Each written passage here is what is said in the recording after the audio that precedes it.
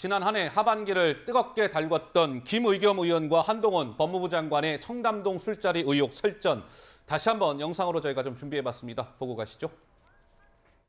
제가 제보를 받았습니다. 7월 19일 밤인데요. 그날 술자리를 가신 기억이 있으십니까? 저 금방 1km 안에 있었으면 저는 뭐 걸겠습니다.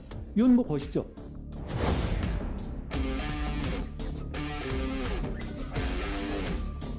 위원님은 모든 게 다 저로부터 비롯되는 건가요?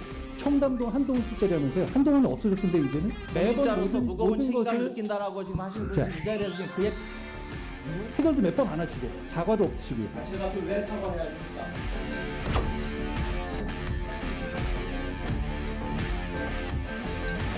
김의겸 의원은 사과하실 필요가 없습니다. 그분은 책임을 지셔야죠. 자신의 몸값을 대단히 높게 매기는구나. 법정에서 뭐가 옳은지 뭐가 그른지 따져보자.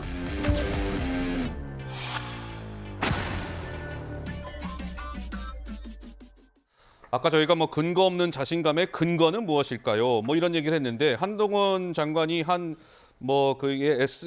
이런 얘기도 했습니다. 한동훈 장관이 김의겸 의원이 이런 얘기했어요. 한동훈 장관이 버럭 화를 내면서 10억 원짜리 민사 소송과 형사 고소를 했다. 그런데 내가 소송해서 아마 100% 이길 것이다. 내가 10억 원을 내는 일은 없을 것이다. 자신감에 차 있는 발언이 나왔다고 합니다. 김관욱 교수님 한 말씀 하시겠다고요? 어떻습니까? 이제 사실은 어디서 이런 말을 했는지가 중요하거든요. 네. 근데 이게 예능 프로라는 거예요. 그러니까 본인이 안 진다. 그리고 내가 10억 뭐 있을 수 있겠지만 어쨌든 나는 질 이유가 없다. 뭐 이렇게 해서 이제 자신감을 표현하는 건데 표현했다. 중요한 거는 사실은 저는 여전히 공직자에게 어떤 그런 문제점이 있다 그러면 국회의원은 당연히 그거를 검증해 보는 것이 당연한 거예요. 그래서 우리가 국회의원에게 면책 특권을 주는 거거든요. 거의 유사한 상황이 재작년이 됐죠 벌써. 국감장에도 있었어요. 김용판 의원이 조폭 관련된 사진을 이렇게 갖다 놓고서 이거를 이재명 대표 돈이라고 얘기를 했거든요. 그러니까 이러한 것들은 뭐 여러 가지 상황 속에서 벌어집니다. 사실상. 그리고 그것을 해야 되는 어떤 임무도 국회의원들이 맡고 있어요. 그런데 이거를 10억이라는 어마어마한 돈으로 소송을 건다? 저는 국회의원의 입을 막으려고 하는 그런 행태라고 생각을 합니다. 예. 그러니까 이미 정치적으로 판단이 쓴 거예요. 그러니까 뭐 한동훈 장관에 대해서 완전히 확실한 어떤 증거를 갖지 못하고서 김의겸 의원이 얘기했다는 것만으로도 사실 국민은 김의겸 의원에 대해서 신뢰를 많이 잃었거든요. 예. 그거 자체가 사실은 하나의 벌칙인 것인데 여기다가 더 10억 원을 가서 물어라. 이거는 좀 공직자, 검증을 받아야 되는 공직자의 태도는 아니지 않나 이렇게 생각합니다. 예. 달라요. 김용판 의원은 인정하고 사과를 했고요. 김의겸 의원 아까 평가받은 것 자체가 벌칙이라는데 그건 자업자득이죠. 아니요, 사과한 적이 없습니다. 사과했습니다. 제가 알기로는 했습니다. 사과한 적이 없습니다. 했습니다. 그래요. 알겠습니다. 자, 그래서 이게 주기자가 간다 코너라는데 김의겸 의원이 이행시도 했어요. 10억을 가지고 이행시 했는데 이렇게 얘기했답니다. 10 하니까 10억 한 장관님 너무 많습니다. 억 하니까 억소리가 나네요. 제 입에서. 뭐 이런 이행시도 했다고 하고요. 자, 어쨌든 근자감 이런 얘기가 나왔는데 김의겸 의원 또 이런 얘기도 했습니다. 잠깐 영상으로 보실까요?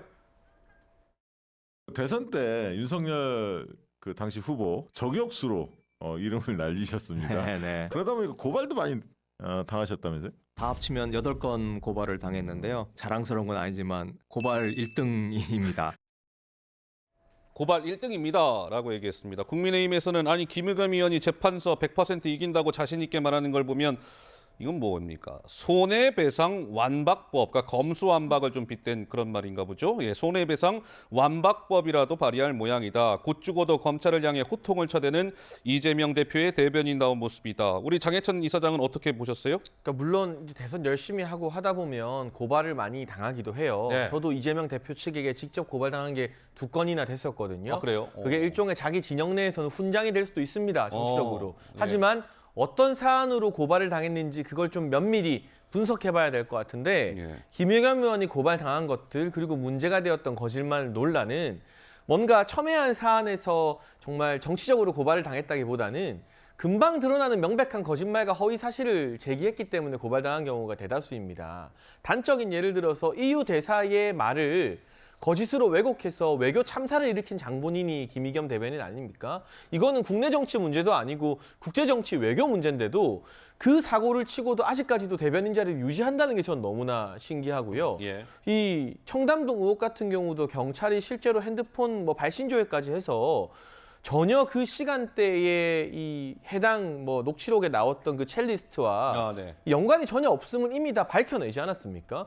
그랬는데 공식 사과도 하지 않고 이상한 유감 표명문에 한동훈 장관 이름을 쏙 뺐어요. 이런 부분은 설령 10억 소송에서 그게 10억 다 인정이 안 되더라도 그게 뭐 1,000만 원이 인정되든 1억이 인정되든 얼마가 인정되더라도 이 김의겸 의원 같은 경우는 본인의 잘못을 인정하고 반성해야 되는 문제지. 예. 마치 근데 지금 말씀하시는 거 보면 10억이 다 안 나오고 9억 9천만 원만 인정이 돼도요. 봐, 10억 다 안 나왔어. 내가 이겼어. 이러실 것 같아요, 이분은. 근데 그러면 좀 아니지 않습니까? 대한민국 국회의원이고 대변인이신데 예. 걱정이 많이 됩니다. 네. 근데 저는 좀 궁금한 게 김의겸 의원이 뭐 100% 이긴다, 내가 고발 1등이다 이런 얘기를 하면 논란이 될 거라는 걸 김의겸 의원도 알 텐데요. 왜 비판을 자초하는 걸까? 좀 이런 궁금증이 있는데 이게 뭡니까? 왜 정치인들은 뭐 부고기사 아니면 뭐 언론에 한 줄이라도 나는 게 좋다, 무풀보다 악플 전략이라고 해야 될까요? 좀 어떻습니까, 김 교수님? 저는 뭐 그런 의도를 갖고 한 것 같지는 의도 없다. 않고요. 예, 그런데 이제 본인의 입장에서도 이 부분에 대해서 진다라고 얘기하기는 어렵잖아요. 그러니까 예능 프로고 하다 보니 뭐 돈은 있어도 나는 절대 지는 일은 없을 것이다. 이렇게 자신감을 표현한 것이 네. 아닌가. 뭐 그 정도인 것 같습니다. 알겠습니다.